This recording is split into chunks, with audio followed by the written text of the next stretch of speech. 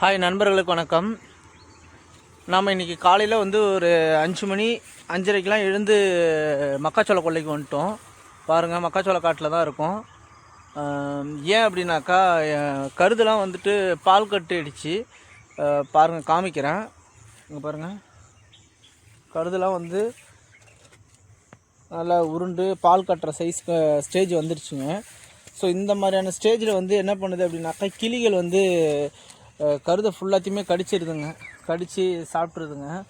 So அதை வந்து நம்ம காலையில் வந்து ஒரு 3 மணி நேரம், அதேமாதிரி மாலையில் ஒரு 3 மணி நேரம் தான் வந்துட்டு கிளிகள் வந்து அதிகமாக வந்து மக்காச்சோளத்தை வந்து சாப்பிட்டுட்ருக்காங்க.